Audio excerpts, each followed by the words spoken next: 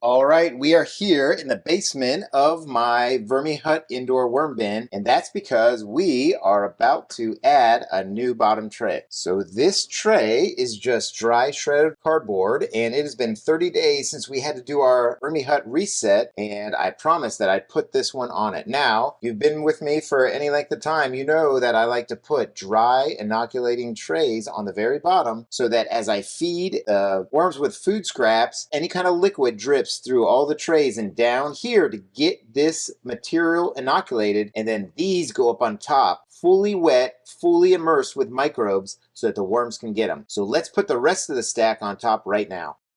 So we're back up top in our top feeding tray, and if you remember from last time, we put some odd things in here to try and control the moisture, and one of them was about half a container of applesauce. We also put some unique things in, like some of the chocolate strawberry paper that, is under chocolate covered strawberries, almost looks like a cupcake liner, so I want to see if they got to that, and I also want to see how the volume is doing. When we filled this up last time, it was all the way to the top, and right now it looks like it's probably about a half inch. So I'm just gonna kind of take some of the paper towel that was on here, and it is damp and they had eaten through the center, and we are going to add that to the feeding zone next time. And let's just kind of go in and see if they ate any of the foods that we put in here last time. And of course, as usual, I'm seeing right on the top some worm guts, and I'm sorry, some worm butts, and I think they may be in an avocado. So let's pull that avocado out, see if we can get to that little bunch of worms that I see right there.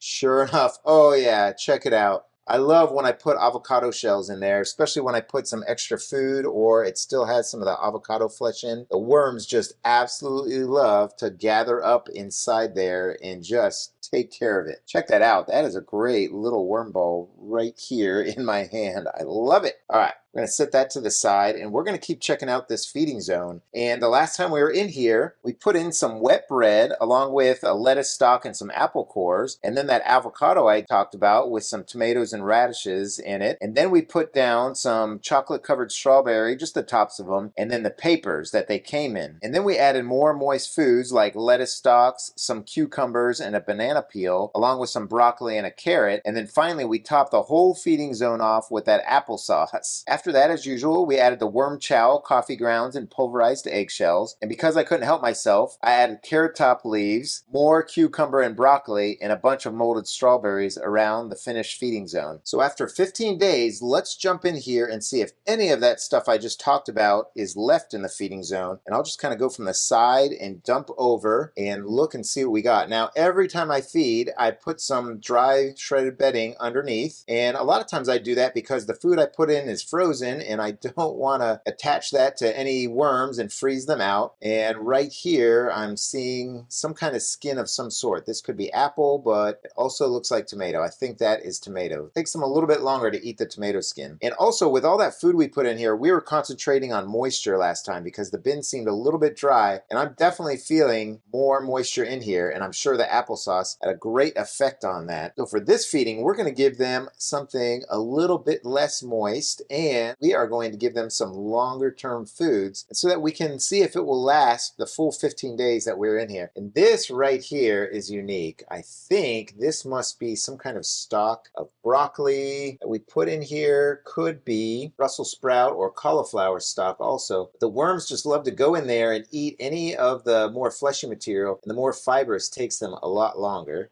Over here, let's see if there's anything on this side. They did a fantastic job, and that was a pretty good feeding. The only thing I'm feeling here is, peels of some sort and a little bit of the coffee grounds, and that is it. The moisture is really good, so I think we have caught back up. And like I was saying before, it's the summertime here in Florida, so our air conditioning is really going full blast, and it takes a lot of the humidity out of the air. So in general, in the summer, I have to give a little bit wetter feedings or even spray my bins down if they need it. So let's just kind of go to the edge here and see how the moisture is doing there. See if we find any worms. Usually I'll find the worms very close to the feeding zone, and if they've eaten all the food, then they tend to spread out a little bit more. We're seeing some, but not a whole lot, but the moisture over here feels pretty good as well. And as I'm doing this, I am running out of room volume-wise. It has been 30 days since this tray has been up here, so it has 30 more before we do a whole nother rotation. Things are looking fantastic in here. I mean, the cardboard and the food is turning to castings. I am really happy with how things look. So let's go ahead and put this over here, and then we'll go over to the near side to you all. And I'm going to try to remember to put all this stuff in the middle. Sometimes I forget before we add our really good feeding. And oh man, here's all those worms. I'll try not to disturb them too much. Just put them there. There we go. Now, as we have been feeding in this, I've been adding more cardboard to the very top and putting some napkins or newspaper on top. And that is just a little bit dry, but it also has absorbed more moisture than just being completely dry, because the lid of this VermiHut kind of lets the condensation come up, it hits it, and then it drips back down. So I really love the moisture levels that you achieve with the VermiHut with very little, having to pay attention to it, other than when you change between seasons like I do here in Florida. All right, let me just kind of mix everything else around, and we will set up for our feeding.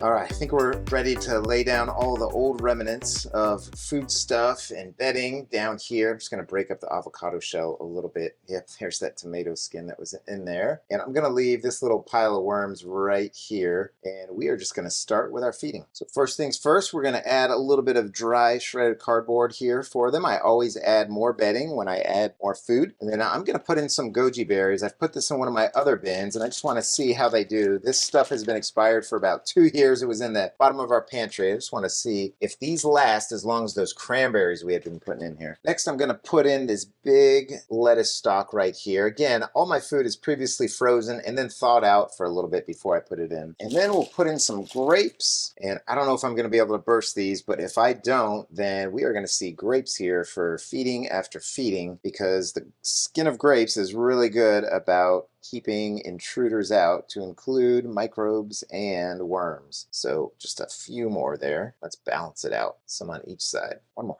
And then here we go with the bulk of their feeding. Now in here, I've tried to include some longer term foods because I want to get to the point where I can still see just a little bit of the food that I fed last time when I come back in 15 days. And these banana peels, they'll eat this flesh all the way down to the skin, and that takes a little bit longer. I believe that the cauliflower is going to last a little bit. The carrots will go pretty quick. The tangerine peels, those will take a little bit longer. But the potatoes right here, this should be in here for a little bit. So a little bit longer term food along with the pear. Sometimes they go for that quick and sometimes they don't. And we even have an apricot right in here. This should be a quick one, but I don't know. I'm not sure if I've put apricots in. So let me just kind of mix this around and get it to where I can get the lid back on and get some of our amendments and other stuff on top, because these worms are really doing well at eating all the food that I'm giving them in 15 days. So in we go with our normal amendments of worm chow. This isn't anything special. It's just expired grains from my pantry that I put together and then blend up. And then we like to get rid of our coffee grounds both in our worm bins and in our outside compost. And the worms eat this right up, especially if I have really fine coffee grounds. The bigger the chunks, the harder it is for them. I have to let the microbes break it down a little bit more for them before they can ingest it. And then finally, we'll go in with some eggshell grit. Now, you've seen me put quite a bit on here. The worms go through it, and you don't have a lot of eggshells. You don't need to put this much. This is just the way I dispose of our eggshells and a way for us to get it back into the garden. All right, so next, I like to cover it up. Even though my worm bin has a lid, I like to kind of bury this stuff, let the worms get to all the food from all angles, since they're soil dwellers and live in kind of 3 dimensions. So I like to bury it up, and then I'm going to press it down because we are a little bit higher than we normally are. That's not a big deal because, again, some of this food is more frozen, and as the frozen food thaws, the vegetables and plant matter kind of shrink down. So very quickly, this will go down no problem. And in these valleys that you see on either side, I'm going to put some more shredded cardboard. So a little bit in the cheeks on each side, and then some over here on this cheek. And if you want to see how I make my worm chow and which kind of ingredients I put within the worm chow that work better than others, check out this video right here. So let's give them another soiled paper towel,